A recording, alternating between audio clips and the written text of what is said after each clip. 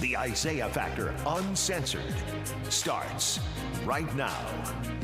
And welcome to this very special edition of The Factor Uncensored. We're here on the campus of Wheeler Avenue Baptist Church, where we will have the opportunity to talk to all of the candidates vying for Congressional District 18. It is the seat left behind former Houston Mayor Sylvester Turner after he passed. We will talk to all of the candidates throughout the night, so make sure you stick there with us and get all of the information that they have to offer to the public. But first, we are talking to our political analysts about what it takes to be the next congressman from Congressional District 18. Let's roll it. Well, the gang is here to talk politics tonight here on The Factor Uncensored. With us, we have Dr. David Branham from the University of Houston downtown and Dr. Dietrich von Bietenfeld, a political analyst. Glad to have you both here. Guys, an exciting time, Congressional District 18. We're looking for a replacement for former Houston Mayor Sylvester Turner, who passed while in office. Now, we have a long list of potential candidates here, only 5 appearing at the debate. Your thoughts about who's obviously missing and didn't make the Democratic debate? Well, I'm shocked that Yolanda Jones is not in the debate. She's certainly one of the top 5 candidates, and I'm surprised that she's not there. So I'm kind of waiting for what her reaction is going to be to this. I mean, she's been in the congressional race for a while. She's been a state rep for a long time. She's been a Houston ISD trustee, a city council. It's kind of crazy that she is left out of this debate, and that there's other names that are not nearly as well known in this debate. Absolutely. And I agree with Dr. Branham on that assessment. And there are several city council members that could probably make a formidable showing and that have also been on various school boards or trustees for the community college districts. And so I wonder where some of these folks with deep campaign pockets are. A couple of the candidates have raised less than $500,000, which is really not going to put them in a competitive placement, should they even make it to a runoff. Now, guys, when we talk about Congressional District 18, what do we see as the most important issue facing this district that Sheila Jackson Lee handled well? Mayor Turner wasn't there long enough, but what is the most important issue impacting Congressional District 18 for those who are looking to decide what to look for in a candidate in this race? I think healthcare is going to be one of the huge areas where a number of the constituents are at the federal poverty line or very limited above that. And so those candidates are going to really want to highlight their advocacy and protection of Medicaid, Medicare, and some of those benefits. They're also going to want to address federal highway dollars and grants that can really impact people who have chronic conditions and things of that nature. But again, I think the healthcare issue, because of those economic issues that may not really be in the purview of Congress, but such as job security, that might be more for your local government as far as drawing in certain employers and for the state of Texas to do. But at the federal level, that healthcare and really benefits for disadvantaged people, SNAP benefits, educational scholarships, student loan forgiveness, those sorts of things for this district are huge. All right, Dr. Branham, your thoughts about what's important in Congressional District 18? Well, economic issues are a constant there. And Dietrich was talking about a lot of them, like healthcare and so forth. Kids, how are you going to take care of your kids? Anything that can be done to ease that burden from the parents in District 18, parents and grandparents. Also, unemployment. Unemployment's an issue. That they need to have good jobs and not just jobs that pay well. That's a big issue as well. So anything you can do to lift those high-paying jobs in District 18, that would be very popular. Now, when it comes to the candidates that are currently on the list to run for Congressional District 18, what do you think they need to set themselves apart from the crowd? Dr. von Bietenfeld, your thoughts on that? I think one of the challenges in this race is going to be there are a lot of lawyers as usual. And so, of course, Congress does have a policy-making role. Being able to read and understand statutes, federal laws is going to be an essential skill. But how does one lawyer say they're a better candidate than another lawyer as opposed to maybe a medical doctor or an engineer? So I think that's one of the areas where they're going to need to distinguish. They've all got good ties to the community in that list, but they're really going to want to distinguish how their skill set is different than the other candidates who have similar resumes or in similar age brackets. We're looking at people that are predominantly under 50 years of age, and so they're all pretty youthful pack. So why you? What is your experience? How is it different than your peers? Yeah, they're going to have to Dr. set Brennan? themselves apart. They're going to have to set themselves apart because on issues, they're all about the same. In all honesty, they're right there together. There's not going to be a lot of conflict on issues. So what's going to happen is they're going to have to set themselves apart from the other candidates and show that they have some kind of charisma or some kind of abilities that the other candidates don't have. And it may not be technical abilities that are really important in Congress, as Dietrich was talking about. It may be personality abilities to connect with the community. Those are really something that is important in this community. They want to be able to see their representative all the time. When Sheila Jackson Lee was representing this district, they saw her all the time. Everywhere, all over this community. So that's what you're going to have. And if you haven't already seen this person in the community all the time, then it's going to be hard to make them believe that things are going to change. You need to have that personality, charisma, and dedication to the community in order to make that connection with the voters. And I agree with you. And on that personality note, that's one of the reasons why I think Representative Jones and even Councilmember Evan Shabazz, certain personalities like that, where I think each of these individuals who has been speaking moderation with the current administration is going to need to step it up and say, I can actually go toe to toe. I don't just have to go high when they go low. We'll be back with more of The Factor Uncensored when we sit down with some of the candidates running for Congressional District 18. Stay with us here on The Factor. We'll be right back. And welcome back to The Factor Uncensored. Joining us now for our discussion with CD 18 candidates, we have with us Christian Menifee, Harris County attorney, former Harris County attorney, and now you're running for CD 18. When you think about this position and the shoes you have to fill, ever intimidating at all? You're talking about Congresswoman Sheila Jackson Lee, former Houston Mayor Sylvester Turner.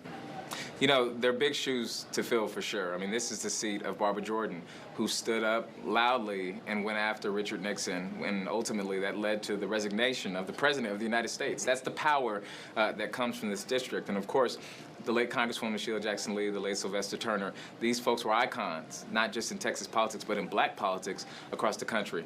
So I understand the task ahead. I understand the shoes that need to be filled. But for me, it's about getting into Congress, making it into your own in a way that best helps you represent the community. So, my commitment to folks is to have the same level of care and service and attention to the community, the same fighting spirit that I've had as county attorney having in Congress. And what you mentioned was Barbara Jordan, the former Congresswoman, taking on Richard Nixon.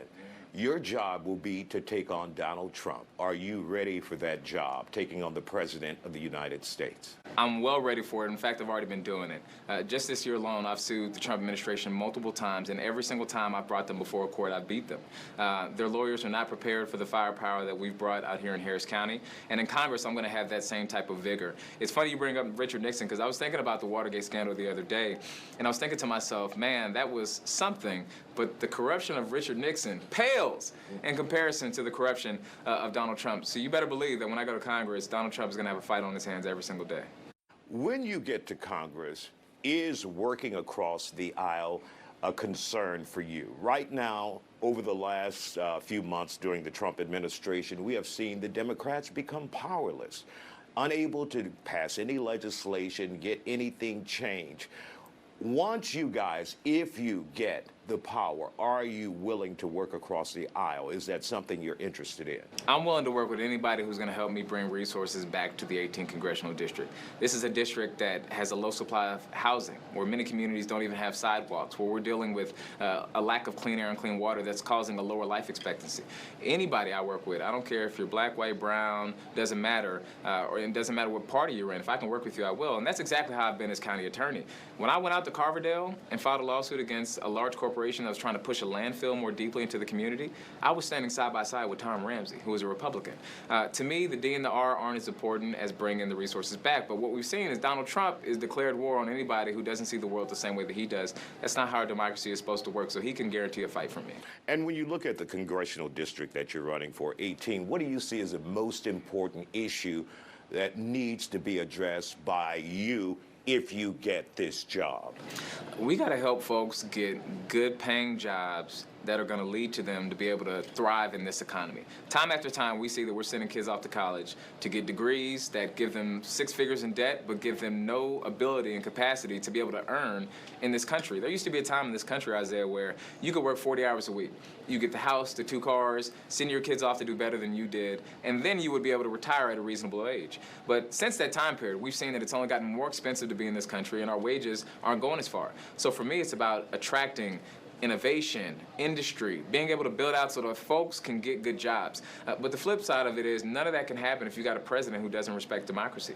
If you got a president who, the moment Congress passes a law and he signs it, he just disregards it and he doesn't obey the court system. So for me, the most impressing thing upon all of us is Donald Trump has got to be held accountable. And when I go talk to voters at their doorstep, doesn't matter if they're 40, 60, 80, they're all saying the exact same thing. Trump is existential to our democracy, and I'm here to fight against that.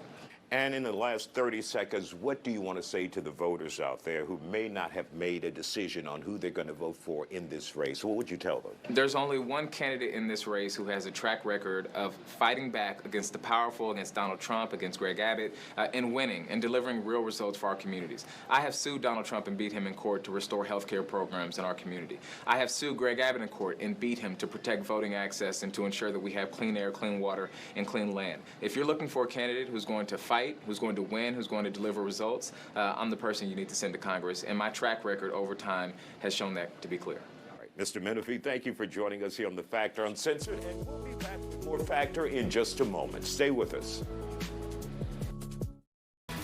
And our first candidate tonight, we have with us Zoe Kador, an attorney here in Houston. You work with Congresswoman Sheila Jackson Lee. When we think about your career, environmental issues under law, and dealing with that in the corporate entity, how do we know you're ready to go to Washington, D.C. and take on a Donald Trump? Yes, so I'm ready because I've already been doing it. I spent the last 15 years of my career working in Washington, D.C., representing some of the largest companies, not only in Houston, but in the world. Many of these companies were energy companies, and I believed in working from the inside to address some of the biggest concerns of our community: environmental justice, workforce development, energy equity. And so these are things that I've worked on through multiple administrations. I have helped fight for legislation that has allowed us to advance clean energy projects by making sure that we have good labor jobs and making sure that we are addressing the concerns of the community. And then on top of that, I have fought to protect that under the regime of President Donald Trump, who did not have the same agreement as he did with President Biden on how we advance some of these clean energy projects. So protecting the work that we did under the Biden administration was what I was doing up until the day that I announced. So I'm ready to go because I've already been there. I have worked on Capitol Hill. I have worked on the private sector side, and I have done this work in a way that defends and protects Houston jobs, Houston businesses, and Houstonians. And when you talk about environmental justice, that is a huge issue in Congressional District 18. Yes. When we talk about concrete batch plants popping up in various communities. Also, the issue of creosote left behind on railroad lines. When we see the current administration dismantling the EPA, how do you plan on addressing those issues in the community? Yes, we have to continue to fight for the EPA to help clean up what was done in 5th Ward. This is where some of the environmental justice concerns are. But also, it's holding companies accountable and making sure that we are working with them from the onset of development. As someone who worked on the inside and worked for a company that does development work, I understand what that process looks like. And so in Congress, I will be able to work directly with companies and with communities to make sure that there's transparency about the development work that they're doing and that the community is aware, and making sure that we are mitigating on the forefront any type of environmental harm so that we never have a situation like what has happened in 5th Ward happen in any other part of this district or in this city. And when you talk about your constituents that are out there, unless you're specifically talking about their pocketbooks and money that is on the table and that they need. That leads us to employment. Yes. As a member of Congress, how do you bring jobs to CD 18? Yes, you bring jobs by making sure that, one, students are aware of opportunities, as well as other people that might be middle-aged and want to enter the workforce again. You bring jobs by making sure that when we are doing clean energy development, we are giving people access to the trainings that are necessary to be prepared for the workforce that is coming. You bring jobs by being transparent about the work that's being done. As a member of Congress, I'll have foresight about laws that are being passed to advance different technologies, and that way we can make sure we are preparing our schools, such as Houston Community College or Texas Southern University, so that they have the programmings and the trainings and the apprenticeships for our students to be ready to go into the workforce. Regardless of if you're in a trade school or a four-year university, in the greatest country in the world and one of the greatest cities in America, finding a job should not be an issue. And so I will be fighting every day to make sure that everyone has a job, regardless of when you started school and regardless of what type of education you have. In your district, there are a long list of senior citizens who are concerned about their Medicare, Medicaid, and we have seen recently in this big, beautiful bill that there could be some slashing. How can you address that as a Democrat in Congress when Democrats seem to be, to many people, powerless at this point?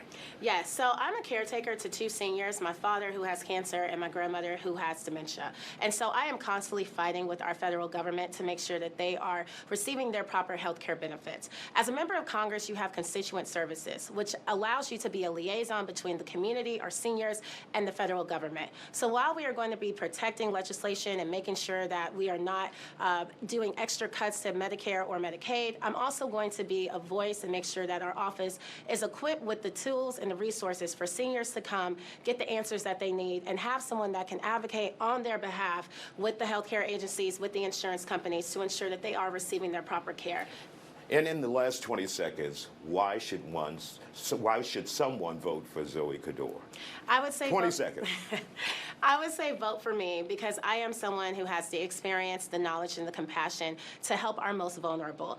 It is a fight that is up to all of us. This is not something I can do alone, but I am a proud Houstonian. We don't just sit on the sidelines. We get up and we fight back, and I hope to help advance that fight for all of us, and I hope that you will join me in that fight. All right, ma'am. Thank you for joining us here on The Factor Uncensored, and we'll be back with more Factor as we continue to talk to candidates. Stay with us.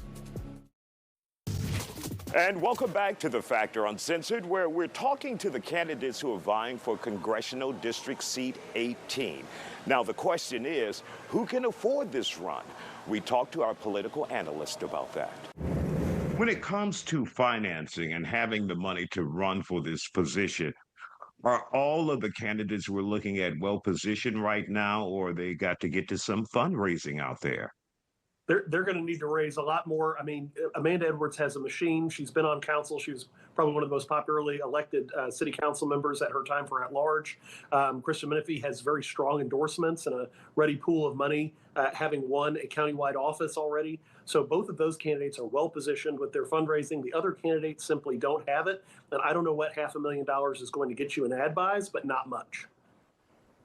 Yeah, it's true. Clearly, Edwards and Menifee are in the lead when it comes to being established and well-credible candidates with the fundraising that they've done. And they've spent decades getting ready for this. Some of the other candidates, they have nice credentials for very young people, but they haven't been there throughout the process like Amanda Edwards and Christian Menifee have. So that's going to be something that they're going to have to challenge themselves with, and they're going to have to make a whole lot of money in the short run. I mean, we're less than 3 months away. So you have to really make a run and a drive at the end in order to make this happen. And that makes it where Menifee and Edwards have a big advantage. When we talk about only having 3 months left to make this run, who do they have to appeal to get the vote out in Congressional District 18? Who's the voter that they need to see at the polls? I think they're gonna see everybody at the polls this time. I don't think there's gonna be a low turnout for this election. I think everybody's already very, very upset, very angry with the redistricting process that's going on. They see that this district is only going to be one election, and then the next election is going to be completely a different district. So I think everybody's well motivated. So they're going to have to appeal to the entire electorate to win this election. And so I don't think you're going to see low turnout like you have in the recent past. You're going to see a big turnout, even though this is a special election and this is something that's not normally on the ballot. And I think the precinct chairs, because with such similar resumes and demographics of the candidates that are making the short list, I really think they're going to rely on those precinct chairs to energize their selective networks and influence in the way that Sylvester Turner was perhaps picked over some other individuals who might still be in office today, advocating for that district. And so I think those precinct chairs are going to be really crucial to help these candidates distinguish themselves with the sort of smaller pockets of voters. And we'll be back with more of The Factor Uncensored and talk to more of the candidates, so don't go anywhere. You're watching the Isaiah Factor Uncensored. And welcome back to the second half hour, The Factor Uncensored, from the campus of Wheeler Avenue Baptist Church, where we are talking to the candidates who are vying for the 18th Congressional District. Let's get back to it. And joining us now here on The Factor Uncensored, we have with us Amanda Edwards. Good to see you here on The Factor. Thank you for having me, Isaiah. And you are running for Congressional District 18, left behind by former Congresswoman Sheila Jackson Lee and the late Houston Mayor Sylvester Turner. Is this a tough job to embrace? Obviously, you're talking about two legends of Houston who made their mark, especially Congresswoman Jackson Lee. Any nervousness walking into this? You know, it's an understanding of how serious of a moment that we're standing in. You know, we have stood on the shoulders of greats like Barbara Jordan, like Mickey Leland, Craig Washington, Sheila Jackson Lee, and Sylvester Turner. I think all of who have fought for people and fought for justice.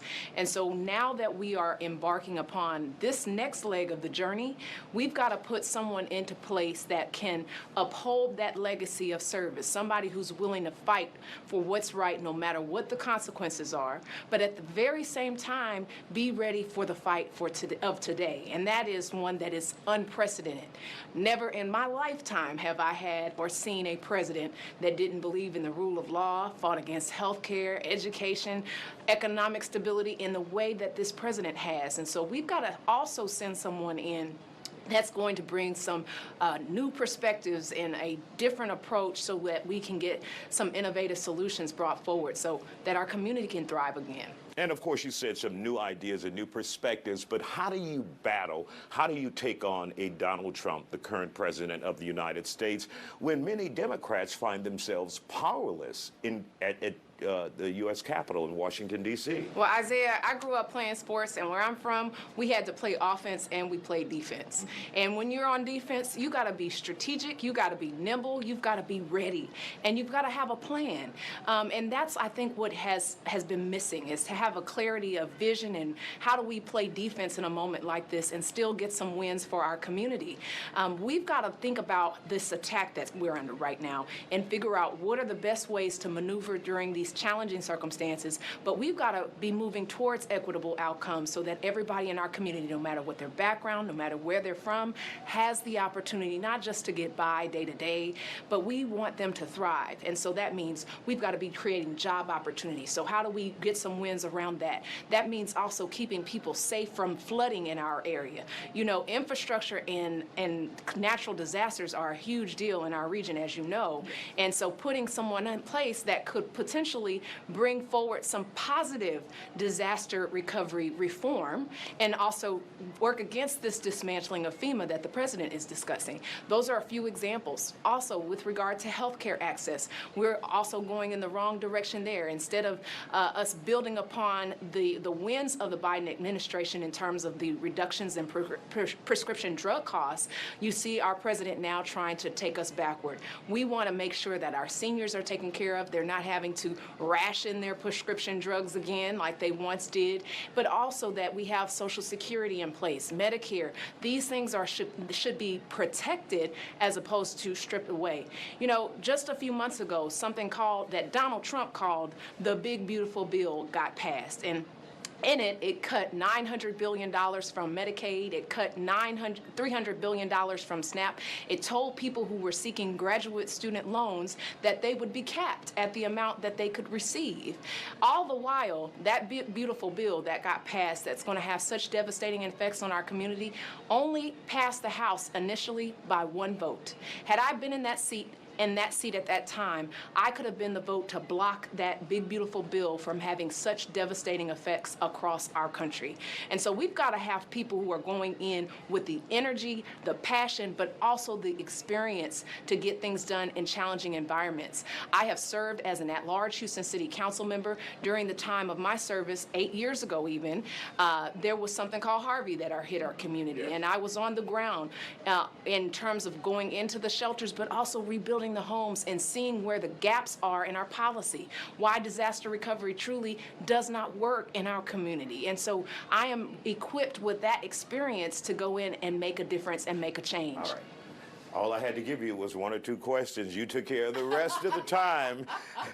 Amanda Edwards, good to see you here on The Factor Uncensored, and of course we'll be watching your campaign. And we'll be back with more Factor Uncensored in just a moment. And welcome back to The Factor Uncensored. Joining us now, another candidate from Congressional District 18. We have Robert Slater. Glad to have you here on The Factor Uncensored. For those who don't know about you, how would you best describe yourself, Mr. Slater? Just relatable, resilient, and I chose District 18 before it was a consolation prize or opportunity. We were on the original ballot with Congresswoman and Miss Amanda Edwards. But just like, facing all odds, then that's what this community is facing right now. So I'm a restaurant owner, businessman, formerly impacted justice. I'm not only talking about these issues, I actually live them, and they're personal to me. So that's what we're here for. And speaking of living it, you proudly display you've done time in prison. Yes, and of course, one of the biggest issues in Congressional District 18 that many people deal with is reform in the prison system. Is that on your list when you get to Congress? Well, not only reform, but also recidivism act, recidivism as a whole. We actually have a plan. It's in this right here. We actually come in with the plan, not just ideas. But the biggest thing is when, you have paid your debt to society, the invoices shouldn't come no longer. Mm-hmm. And that is what has crippled real, acclimation back into society for a lot of our constituencies. So that is my #1 priority, to bring those folks back into the jobs and opportunities, lending, financing, and so on and so forth, and give them a second chance like they deserve. And when you think about heading to Washington, D.C. and taking on President Donald Trump, how big of a priority is that, and are you ready for that as a member of the Democratic Party? Got you. I don't know if you're asking because he has a record and I have a record or something. No. Oh, okay, cool. Also, that's a good one, though. Yeah, we're also businessmen. This is a question for every candidate. Right. No, we also, as a businessman, I respect all lawyers. I'm surrounding myself with the best of them.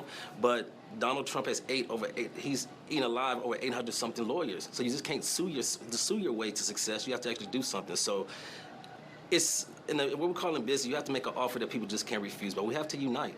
We have to go back to the middle. We have to embrace all. So everyone don't embrace MAGA. So we need to become a party of democracy and not just talking about just a one-sided issue. So it's a lot that's on the line here. And when we talk about Congressional District 18, a lot of people priority their pocketbooks, money coming in. We're facing high tariffs, also inflation. How do you address that as a member of Congress with a coalition? Well, the biggest thing on day one, we'll be the first one in this country to institute what we call a Federal Congressional Advisory Board. I'm commissioned on day one, and that's 21 slots by stakeholders, faith-based leaders, and members of the community. And what that looks like is that before I place a vote in Washington, D.C., I'm going to talk to this board, and this board is going to talk to the constituency and get some type of census, then come back, and wherever that board votes, then I'll go cast my vote. That's how you redefine what representation truly is. But the key thing is that there's been billions that have came to this district. Problem is it haven't trickled down, Isaiah. Mm-hmm. And so we need to make sure everything is trackable, traceable, and transparent. The money has been here, it's just not going where it's supposed to belong. So it's a shame that the city and the county is broke, but you're still paying taxes. That hasn't changed. So we just got to flip it and just balance the books in a right way and invest in this district and make it prosperous as it should be. A lot of people feel comfortable with career politicians going on to the next level. How do you convince them, a businessman, that you're ready for this spot? It's simple. What has that experience gotten you? We've been talking about fighting. When are we going to win?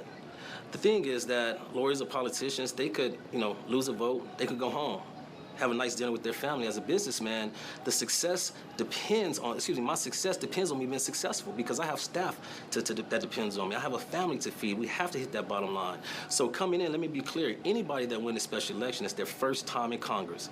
It's our first time. We need the experience of life, relatability. I was hungry. I was homeless before, so I know how to fix that. You can't fix homelessness without being homeless. You have to have struggle, right? And so the problem is that I respect all of my counterparts, but we've seen the ceiling of politics. Isaiah, let me ask you, when has true civil rights been done from within inside the political system? It's been on the outside. Dr. Martin Luther King, Brother Malcolm. You can't break quorum in your community and just give up. We have to mobilize the community and get to work. It starts with us. We are the people, not career politicians. And in the last 30 seconds we have here, what would you tell individuals who may be teetering on the line and they haven't decided who to vote for, and how do you convince them Robert Slater is a person? First off, have a plan. You go to standwithslater.com.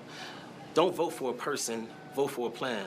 Don't vote for popularity, vote for a plan. Don't vote for your soror or your frat brother, vote for a plan. And I'm not saying that a politician or anybody in this race can't be effective, but if it didn't work yesterday, if their taxes didn't work today, you're going to put your future on the same line with those that already showed us what their limit is that they can fight their maximum. So vote for Robert Slater because I've lived this district. I'm a fighter that actually wins. And most importantly, I have a plan. That's what's important. Robert Slater, thank you for joining us here on The Factor Uncensored, and we'll be back with more Factor in just a moment. Now joining us here on The Factor Uncensored, we're talking to Isaiah Martin, who is running for Congress.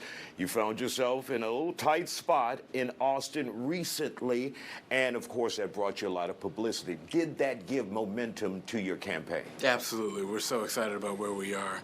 So far we have the largest fundraising quarter in the history of the 18th Congressional District, all at an average of about $19 per person. People are fired. Do you mind me asking how much? How much? I'll save that, but it'll be a record. How about that? We've already broken the record. There you go. Okay, continue on. Well, look, we're excited. We have the biggest block walks every single week, the biggest phone banks every single week. People are fired up. They want somebody that can be unapologetic against this failed president that we have, and they see that in me, and I couldn't be more thankful to lead that movement. Is your youth working in your benefit as a candidate for Congressional District 18? Obviously, former Congresswoman Sheila Jackson Lee held the position. After that, former Mayor of Houston, Sylvester Turner.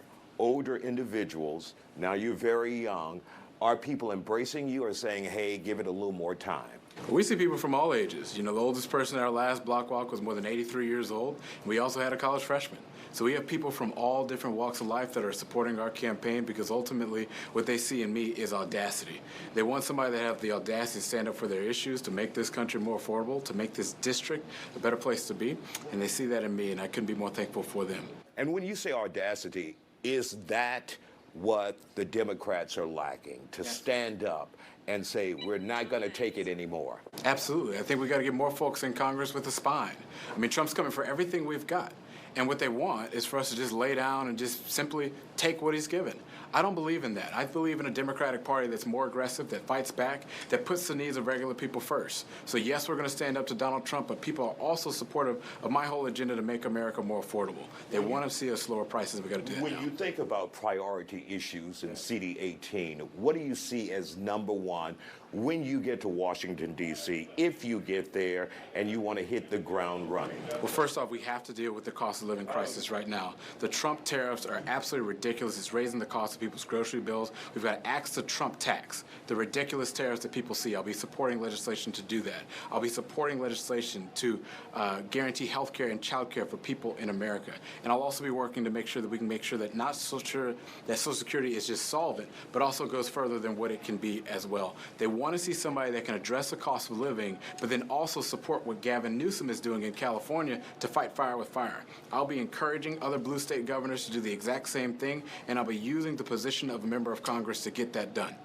What we have seen currently under the Trump administration is the Democrat Party be very powerless, not able to move any legislation, not able to move the meter, period. How do you change that? when it comes to voters and what you guys do in Washington, D.C. in Congress? Well, I've long believed, Isaiah, that the best bipartisanship is a retirement party for Republican members of Congress. And I'll be working extensively to make sure that we beat them, because it all hinges on us taking back the House in 2026. That's how we'll be able to build leverage to really be able to advance our priorities, to advance for the district. We've got to be very aggressive on that. So, yes, I'll be making sure that we are putting out our legislative agenda to get done to help people with costs, but we've got to win seats to be able to get that done. And I'll be campaigning to make sure that we can get that done. And when it comes to young voters, how do you get them out to make a difference in this election, especially when it comes to your campaign? I think it's about transparency. One of the things that I pride myself on is always being available. We do a nightly TikTok town hall that gets about 15,000 people a night. Anybody can come in and ask me questions, not as a candidate for Congress, but just as Isaiah. They can come in and talk to me. And I think that's the kind of accountability that people from all ages like and respect. And as your next member of Congress in D.C., I'll be doing the exact same thing. And for those who may not know you, really quick in the last 30 seconds we have here, what sets you apart from all the other candidates in CD 18? I understand the pain that people are going through. People are scared right now. They feel as if nobody's fighting for them. I go to more civic clubs, more community events than anybody else in this race. And you tell me, when I go and I talk to people, they say they want somebody that is energetic, somebody that will fight back, that understands their issues. I pride myself on going around and being available and having the energy to represent this district, and I look forward to earning the support of everybody in this district to go and represent you in Washington, D.C. All right, Isaiah Martin, thank you for joining us here on The Factor Uncensored, and we will be back. And welcome back to The Factor Uncensored. While the topic of the 18th Congressional District is top of mind for many people, some are concerned about Congressman Al Green and what will happen to him after redistricting here in the state of Texas. We talked to our political analyst about that. What happens to Congressman Al Green? What is his future looking like when it comes to staying at the U.S. Capitol? He's in a real bad position right now. It's just a bad position. They've wiped out his district. So District 9 in the next election, if this map passes, will no longer exist. In the meantime, he's saying, I need to represent this district. I need to make sure that I represent these people. Consequently, he can't get into the District 18 race now because he's still the member of Congress in District 9. Otherwise, those people would go a year without any representation. So I understand, even though it may benefit him as far as his election abilities to get into this race now, he has until September the 3rd to do that. It may benefit for him to run now in the old 18 and then be an incumbent going forward. He feels like that it would be a disservice to his constituents. So I think it's an honorable position to take. Right, and it's going to be a challenge because if he tries to enter the race and one of these stronger candidates with a lot of energy makes a quick name for themselves, we saw this with junior Senator Ted Cruz really pulling John Cornyn, the senior senator, more to the right. In this sense, if a Menifee or an Edwards, or consequently maybe Zohar Isaiah, take it surprisingly, if they're able to pull in an Alexandria Ocasio-Cortez sort of fashion, the leadership in New York, D.C., and those sorts of strong beds of Democratic leadership in their direction and demonstrate wins, I don't think Congressman Green's going to have a very strong chance moving into the 18th subsequent to the redistricting. When we take a look at the race, the current candidates in the field for Congressional District 18, if you had to bet on someone, who do you see coming across the finish line first, winning this office? Just your opinion. I love Amanda Edwards, but I think Christian Menifee is really leading the pack on this. I think he's got the strongest support of local leadership, and I think the precinct chairs are going to favor him, and that's going to bring out, again, those subgroups of people who are undecided within the DNC. They're going to say, guess what? We like who our precinct chair likes, and that's going to be Christian Menifee. Yeah, well, I disagree with Dietrich on this one. I think Amanda Edwards is going to end up being the favorite in the end. I understand the precinct chairs, he has that solidarity behind him, but precinct chairs aren't the only voters in this election. Amanda Edwards has a personality that really connects with the constituents. And I think she's going to prevail in the end. So it's going to be a close race, but I think that's what the outcome will be. We'll All bet right, Breakfast gentlemen. Club on it. There you go. Well, guys, we want to thank you for joining us here on this special edition of The Factor Uncensored, talking with the candidates for the 18th Congressional District here on the campus of Wheeler Avenue Baptist Church. And, of course, remember to follow us on social media and download the Foxo app and check out our brand new YouTube page where you can see more with the candidates right there at Isaiah Factor Uncensored on YouTube. That'll do it for us. Have a great one.